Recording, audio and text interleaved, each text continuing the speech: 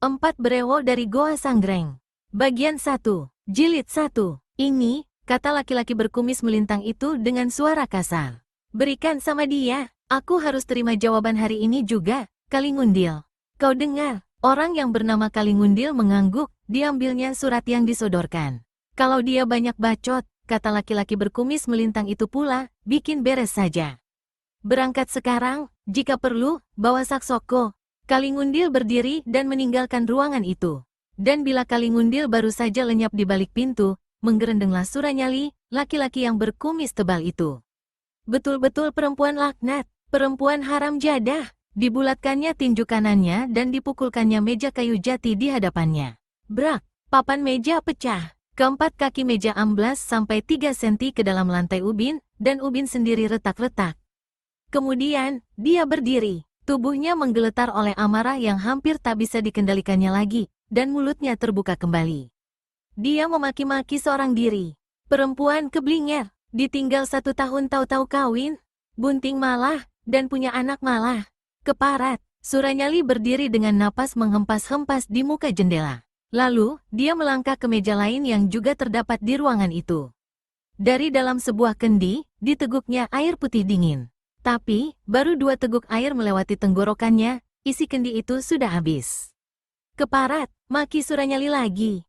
Dibantingkannya kendi itu ke tanah hingga pecah berantakan. Seorang perempuan parubaya memunculkan kepalanya di pintu sebelah sana, namun melihat Suranyali yang lagi beringasan, ia cepat-cepat diam, menghilang kembali. Akhirnya, Suranyali letih sendiri memaki-maki dan marah-marah seperti itu. Dibantingkannya badannya ke sebuah kursi. Dan kini, terasa olehnya betapa letih badannya. Lujeng, teriak Suranyali. Perempuan separuh baya yang tadi memunculkan diri di pintu masuk bergegas. Ya, Den Mas Sura, kau juga keparat, damprat Suranyali pada perempuan itu. Ludahnya menyemprot, dan Wilujeng tak berani menyeka ludah yang membasahi mukanya. Sudah berapa kali aku bilang, jangan panggil aku dengan nama itu. Apa kau sudah gila hingga lupa terus-terusan? Kau gila ya? Hah? Wilujeng terdiam dengan tubuh menggigil ketakutan. Lagi-lagi dia lupa, lagi-lagi dia memanggil dengan Sura, padahal sudah sering Suranyali memerintahkan agar dia memanggil dengan nama Mahesa Birawa. Perempuan monyong, aku tanya kau sudah gila? Jawab, tidak, Den Masu. Mahesa Birawa. Kalau tidak gila, kau mesti sinting? Ambilkan aku air, lekas. Wilujeng putar tubuh. Sebentar kemudian, dia sudah kembali membawa segelas air putih. Air yang dingin itu menyejukkan hati Suranyali sedikit. Kemudian, dia duduk tenang-tenang di kursi itu, dan bila matanya dipicingkannya, maka kembali terbayang saat setahun yang lewat. Waktu itu, dia sudah lama berkenalan dengan Suci. Dia tahu bahwa gadis itu tidak suka terhadapnya, tapi dengan menemui Suci terus-terusan di tepi kali tempat mencuci, dia berharap lama-lama akan dapat juga melunakkan hati gadis itu. Memang akhirnya Suci mau juga bicara-bicara melayani Suranyali, tapi ini bukanlah karena dia suka terhadap Suranyali, melainkan karena kasihan belaka. Tapi celakanya, Suranyali salah tafsir. Dia menduga bahwa kini Suci sudah terpikat kepadanya. Satu ketika, Suranyali dipanggil oleh seorang sakti di Gunung Lawu. Sebelum pergi, Suranyali menemui Suci dan berkata, "Suci, aku akan pergi ke Gunung Lawu. Mungkin 1 tahun lagi aku baru kembali. Kuharap kau mau menunggu dengan sabar. Jika aku kembali, aku akan mengawini kau." Tapi Kang Mas Sura, Suci menghentikan kata-katanya karena saat itu dilihatnya Suranyali melangkah ke hadapannya dan mengulurkan tangan untuk memeluknya. Suci mundur. "Jangan, Kang Mas, nanti kelihatan orang." Kemudian Suranyali pergi, tanpa ada lagi kesempatan bagi Suci untuk menerangkan bahwa dia tidak suka laki-laki itu, bahwa dia menolak lamaran tadi. Dan dalam kepergian Suranyali itu, maka Suci kemudian kawin dengan Ranaweleng, seorang pemuda yang dicintainya dan juga mencintainya. Bagi Suci, perkawinannya dengan Ranaweleng itu sama sekali bukan pengkhianatan atas diri Suranyali, karena memang dia tidak mencintai Suranyali, dan juga tak pernah menyatakan cintanya.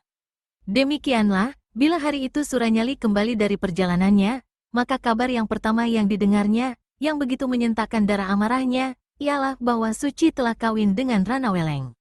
Kedua suami istri itu bahkan sudah mempunyai seorang anak laki-laki. Kehidupan mereka, meski sederhana, tapi bahagia, dan kini Ranaweleng sudah menjadi kepala kampung Jatiwalu. Jika Suranyali seorang manusia punya muka dan punya harga diri, sebenarnya mengetahui perkawinan suci itu, dia mesti bersikap mundur. Karena adalah memalukan sekali bila dia terus-terusan menginginkan Suci, sedang Suci tidak mencintainya, apalagi kini sudah bersuami dan beranak pula. Tapi dasar Suranyali bukan manusia berpikiran jernih, lekas kalap dan naik darah membabi buta, maka hari itu juga dikirimkannya anak buahnya ke Jatiwalu untuk membawa sepucuk surat ancaman kepada Rana Weleng. Suranyali, yang kini memakai nama Mahesa Birawa, bangkit dari kursinya ketika didengar suara gemuruh kaki-kaki kuda di halaman. Dia melangkah ke jendela dan memperhatikan kepergian kedua orang anak buahnya. Jari-jari tangannya mencengkeram sanding jendela. Suci mesti dapat, katanya dalam hati yang dikecamuk amarah itu. Kalau tidak, Mahesa Birawa tak meneruskan kata-katanya.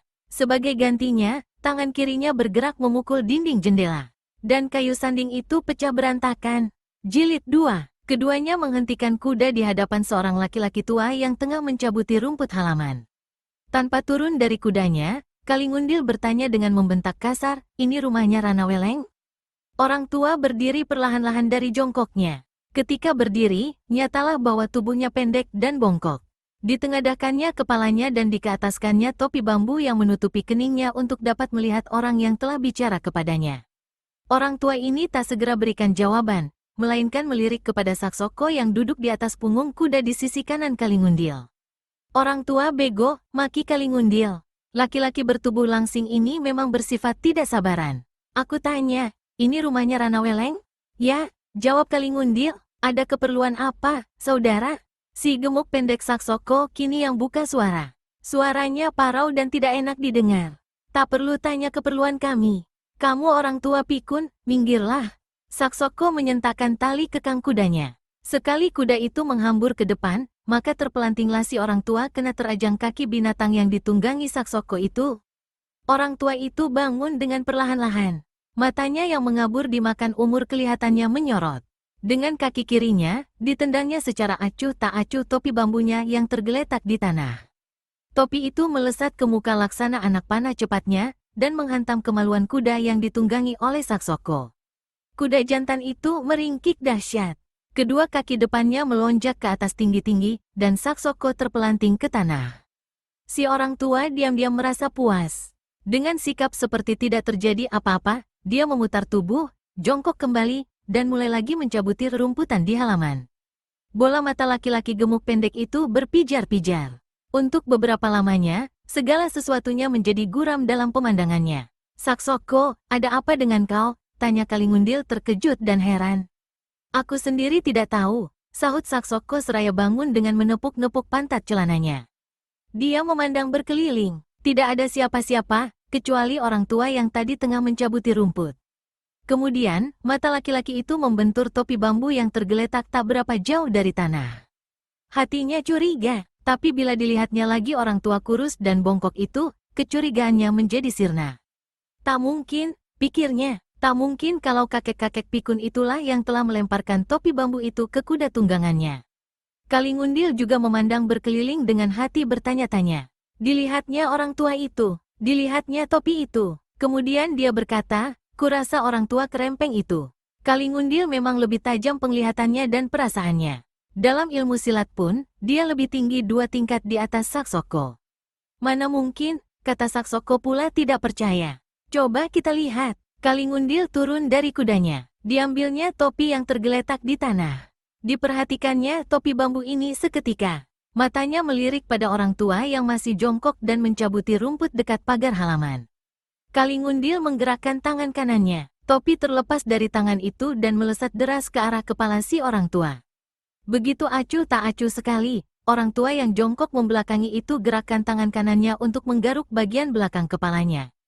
Dan adalah mengejutkan kedua orang anak buah Mahesa Birawa atau Suranyali ketika melihat bagaimana topi bambu itu melesat ke samping dan menggelinding di tanah. Kalingundil dan Saksoko saling pandang. "Apa kataku, kau lihat?" desis Kalingundil. Melihat kenyataan ini, maka geramlah si gemuk pendek Saksoko. "Orang tua edan," makinya. "Punya sedikit ilmu saja sudah mau kasih pamer." Dia membungkuk dan meraup pasir. Raupan pasir itu dilemparkannya ke arah si orang tua. Meski hanya pasir, namun karena diisi dengan tenaga dalam, maka pasir itu melesat hebat, dan dapat melukakan kulit, membutakan mata. Si orang tua tiba-tiba berdiri dengan terbungkuk-bungkuk. Ditepuk-tepuknya pakaian hitamnya seperti seseorang yang sedang membersihkan debu dari pakaiannya. Tapi gerakannya ini sekaligus membuat berhamburannya pasir-pasir halus yang menyerang ke arahnya. Kurang ajar betul, damprat Saksoko karena merasa semakin ditantang dan dipermainkan. Dia menerjang ke muka. Dalam jarak beberapa tombak, dilepaskannya pukulan tangan kosong. Orang tua itu memutar badannya yang bungkuk ke samping. "Apa-apaan ini?" tanyanya dengan suaranya yang halus melengking. "Ada apa kau serang aku?" Namun gerakannya tadi sekaligus telah melewatkan angin pukulan Saksoko hanya beberapa jengkal saja di depan hidungnya. Saksoko kertak rahang. "Orang tua Gelo, siapa kau sebetulnya?" Orang tua itu menyeringai menunjukkan gusinya yang tidak bergigi barang sepotong pun. "Aku sudah tua, tak usah bicara memaki," katanya, dan didorongkannya telapak tangan kanannya ke depan. Setiup angin dahsyat melanda tubuh Saksoko. Kalau tidak cepat-cepat menghindar, pastilah si gemuk pendek ini akan mendapat celaka. Begitu melompat ke samping, segera dia kirimkan satu jotosan kepada orang tua itu. Pada saat inilah, dari pintu rumah terdengar seruan keras. "Ada apa di sini? Tahan!" Saksoko tarik pulang tangannya dan berpaling. Seorang laki-laki muda berparas gagah dilihatnya keluar dari rumah dan berdiri di tangga langkan. Kemudian dilihatnya Kalingundil memberi isyarat agar datang mendekatinya. Meski hatinya masih diselimuti amarah terhadap si orang tua, tapi melihat isyarat itu, segera dia datang juga. Keduanya melangkah ke hadapan langkan rumah. "Kau Ranaweleng?" tanya Kalingundil membentak. Selama menjadi kepala kampung di Jatiwalu, baru hari inilah Ranaweleng dibentak orang demikian rupa, dan oleh orang asing pula. Dari tampang-tampang serta sikap kedua tamunya itu, Ranaweleng segera maklum bahwa mereka tentu datang bukan membawa maksud baik. Namun demikian, dengan suara ramah dia menjawab, "Betul, saudara, aku memang Ranaweleng." Lalu tanyanya kemudian, "Saudara-saudara datang dari mana dan ada keperluan apakah?" Kalingundil cabut gulungan surat dari balik pakaiannya. "Ini, silahkan dibaca," katanya. Gulungan surat itu dilemparkannya ke hadapan Ranaweleng. Karena lemparan itu disertai dengan aliran tenaga dalam, maka surat tersebut melesat berdesing, dan ujung kayu di mana surat itu disepit menancap pada tiang langkan. Ranaweleng kaget, ditekannya rasa kaget itu, dan dicabutnya surat yang menancap dari tiang langkan, lalu dibacanya. Kalingundil dan Saksoko memperhatikannya dengan bertolak pinggang. "Ranaweleng keparat, aku kasih tempo 1 hari untukmu agar angkat kaki dari Jatiwalu ini. Bawa anakmu, tapi tinggalkan istrimu. Ini adalah perintah. Kalau kau tidak patuhi, jangan harap kau bisa melihat matahari tenggelam esok hari. Ini adalah perintah Mahesa Birawa." Bergetar tubuh Ranaweleng. Dadanya panas dikobari luapan hawa amarah. Dia tak pernah kenal dengan manusia yang bernama Mahesa Birawa itu, bahkan juga tak pernah dengar nama atau riwayat manusia itu sebelumnya. Matanya memandang melotot pada kedua tamunya. "Mahesa Birawa ini siapa?" tanya Ranaweleng. Kalingundil meludah dahulu ke tanah sebelum menjawab. "Laki-laki yang kau rampas kekasihnya, dan yang kini menjadi istrimu." Kaget Ranaweleng bukan alang kepalang. Belum dia sempat bicara, Saksoko sudah mendahului. "Mahesa Birawa inginkan jawabanmu hari ini juga, Ranaweleng." Kalingundil menyambungi, "Dan sebaiknya, apa yang tertulis di surat itu kau ikuti saja." "Kalau tidak?" tanya Ranaweleng menindih rasa geramnya. Kalingundil tertawa mengekeh. Gigi-giginya kelihatan besar-besar dan coklat kehitaman. Ranaweleng tak dapat lagi menahan luapan amarahnya. Diremasnya dan dipatah-patahkannya kayu penyepit surat, lalu dilemparkannya ke kepala Kalingundil, tepat mengenai mulut yang sedang tertawa mengekeh itu. "Bangsat rendah, hardik Kalingundil." Dia meloncat ke muka. "Kau berani berlaku kurang ajar terhadapku? Tak usah jual laga di sini, setan." Balas menghardik Ranaweleng. "Kalian budak-budak sinting, kembalilah kepada majikan kalian. Bilang sama itu manusia Mahesa Birawa agar lekas-lekas pergi mencari dukun untuk mengobati otaknya yang tidak waras." "Betul-betul anjing budak yang tidak tahu diri," semprot Saksoko. Dari tadi dia memang sudah beringasan gara-gara si orang tua yang telah mempermainkan dan setengah menantangnya tadi. Sekali dia ayunkan langkah, maka satu tendangan yang didahului oleh angin hebat melanda ke bawah perut Ranaweleng. Melihat musuh yang inginkan jiwanya ini, Ranaweleng menggeram dan kertakkan rahang. Dia berkelit ke samping dan hantamkan ujung sikunya ke tulang iga lawan. Saksoko bukan manusia yang baru belajar ilmu silat kemarin. Sambil melompat ke atas, lututnya ditekuk dan disorongkan ke kepala lawan. Ranaweleng merunduk dan lompat ke samping. Sebelum dia berbalik untuk mengirimkan pukulan ke punggung lawan yang saat itu masih belum menginjak lantai langkan, maka terdengarlah suara seseorang. Ah, Raden Ranaweleng, mengapa mesti mengotori tangan terhadap kunyuk kesasar ini? Biar aku si tua bangka Jarod Karsa yang kasih sedikit pelajaran sopan santun terhadapnya. Ternyata yang berkata itu adalah orang tua renta kurus kerempeng yang tadi mencabuti rumput di halaman, yang merupakan pembantu kepala kampung Jatiwalu. Mendengar dirinya dimaki sebagai kunyuk kesasar, maka marahlah Saksoko. Dia membalik dan menyerang orang tua itu kini dengan satu pukulan jarak jauh yang menimbulkan angin deras. Angin pukulan ini menyerang ke pusat jantung di dada Jarod Karsa. Dengan begitu, Saksoko berkehendak untuk mencabut nyawa si orang tua detik itu juga. Tapi Jarod Karsa ganda tertawa. Sekali dia gerakkan tangan kanannya yang kurus, maka setiup angin dahsyat memapaki serangan si gemuk pendek Saksoko. Angin pukulan Saksoko menyungsang balik menyerang Saksoko sendiri. Ditambah dengan dorongan angin pukulan si orang tua, maka kedahsyatannya bukan olah-olah. Tubuh Saksoko mencelat keluar langkan rumah sampai 3 tombak dan menggelinding di tanah. Dicobanya bangun kembali, tapi tubuhnya itu segera rebah, setelah terlebih dahulu dari mulut Saksoko menyembur darah kental dan segar. Kaget Kalingundil bukan kepalang, mukanya hitam membesi. Laki-laki ini menerjang ke depan. Terjangan ini disertai dengan bentakan yang keras menggeledek membuat langkan rumah dan tanah menjadi bergetar. Jarod Karsa merunduk cepat. Gerakannya ini disusul dengan cepat oleh Kalingundil. Serangkum angin keras dan dingin menyerang ke seluruh jalan darah di tubuh orang tua. Pasir menderu beterbangan, debu menggebu. Jarod Karsa cepat-cepat dorongkan tangan kanannya ke muka.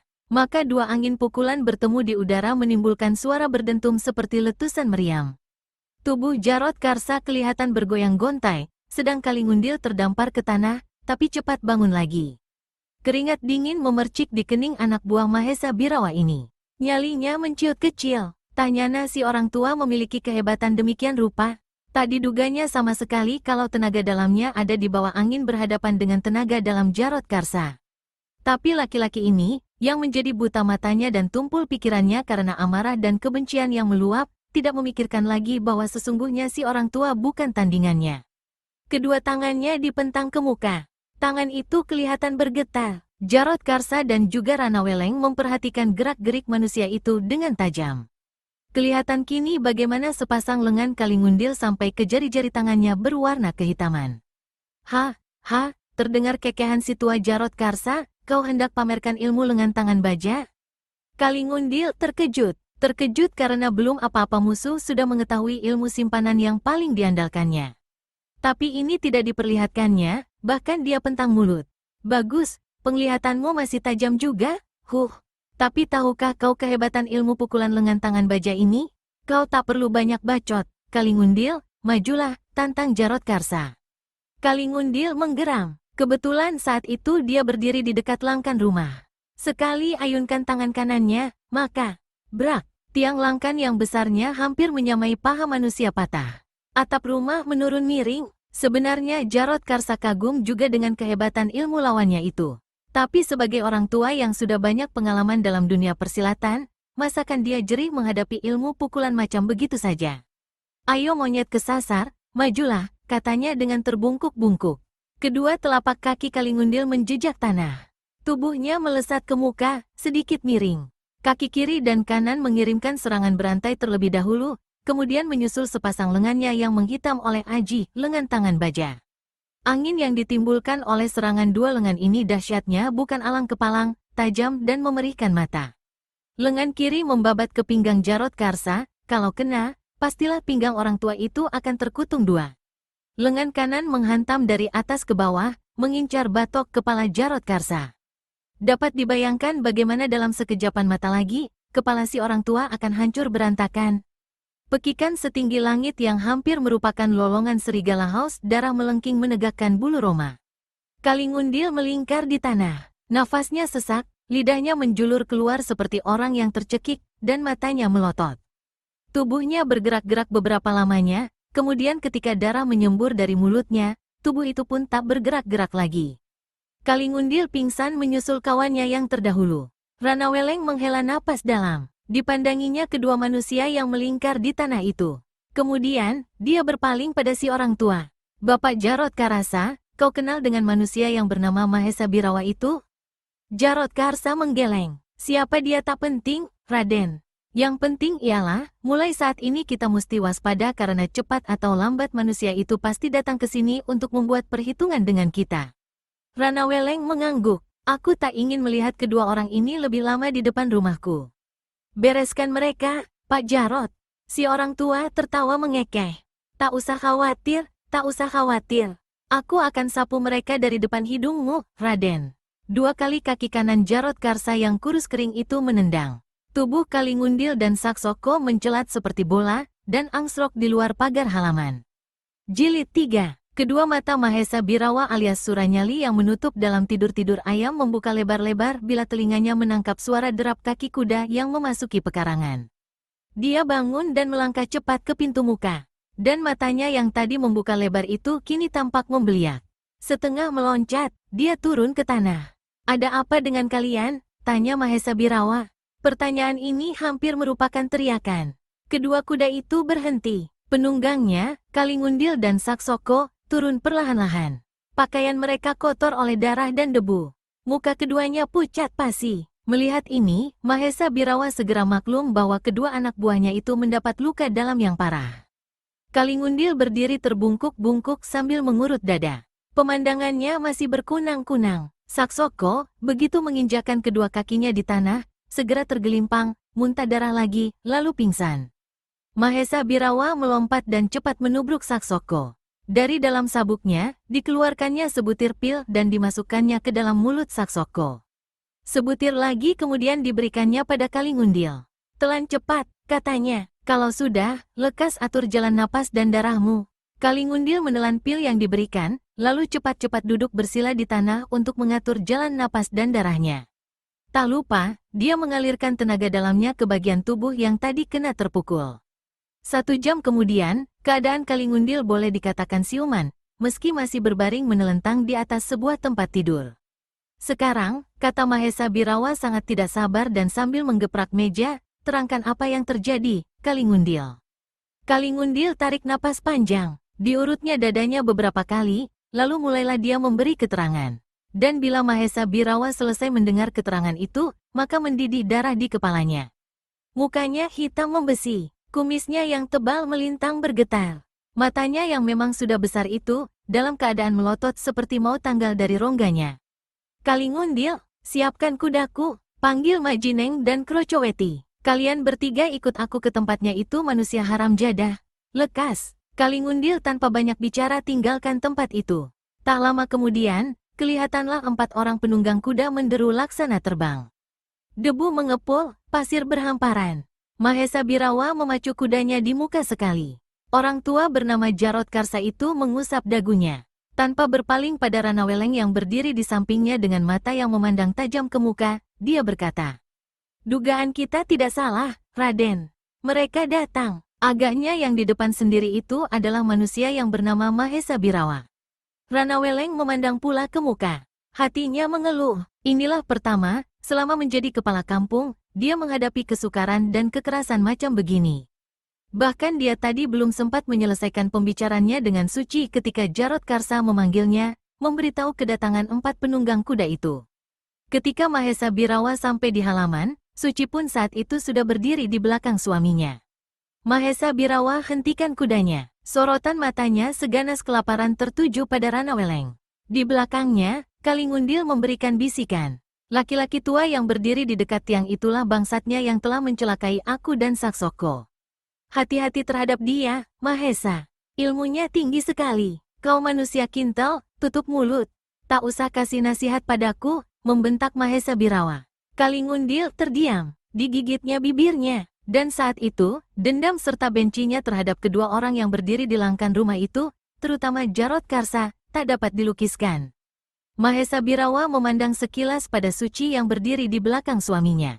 Nafsu untuk dapat memiliki perempuan ini yang tak kesampaian atau belum kesampaian membuat amarahnya semakin meluap-luap. Dadanya seperti mau pecah. Saat itu, meski sudah bersuami dan punya anak satu, tapi Suci dilihatnya semakin tambah cantik dan muda jelita.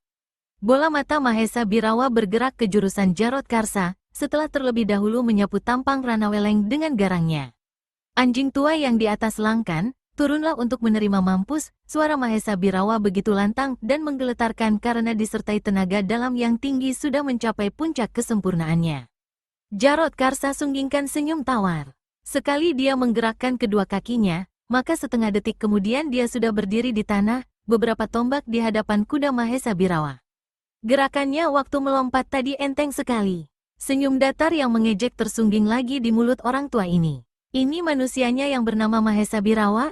Yang inginkan istri orang? Kalau kau tidak sedang, tentu sinting.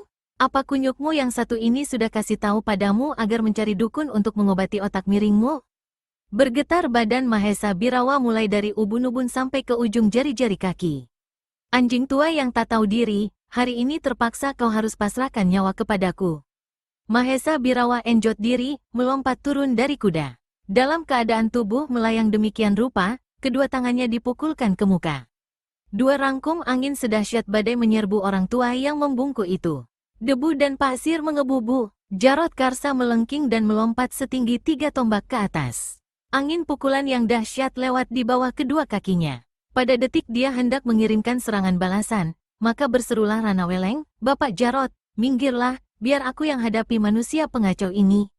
"Ah, Raden," kata Jarod Karsa dalam keadaan tubuh masih mengapung di udara. "Biarlah aku yang sudah tua ini kasih pelajaran padanya. Tak usah Raden bersusah payah. Dalam 1-2 jurus ini, akan kusapu badannya keluar halaman."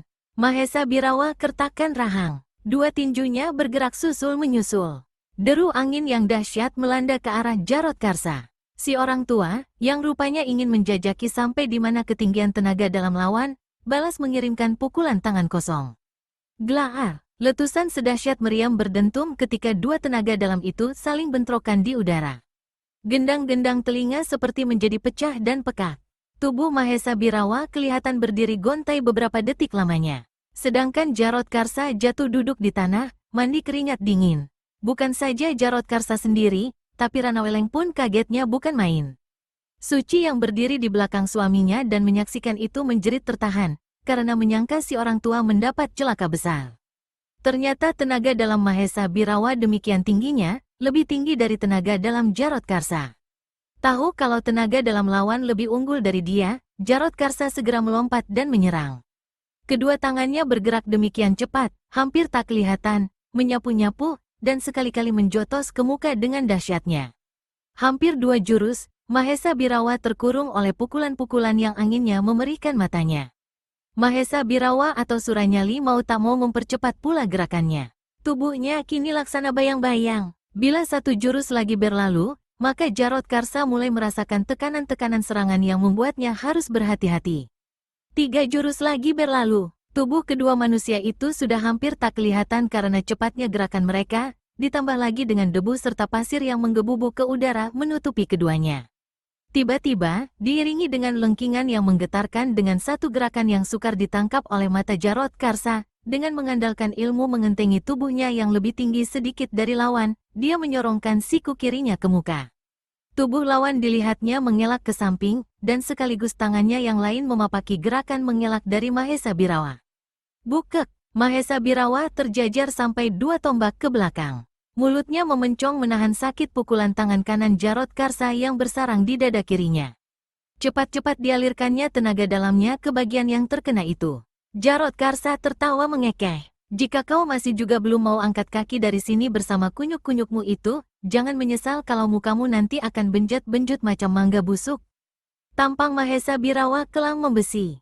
Kedua kakinya merenggang. Tangan kiri dipentang lurus-lurus ke muka.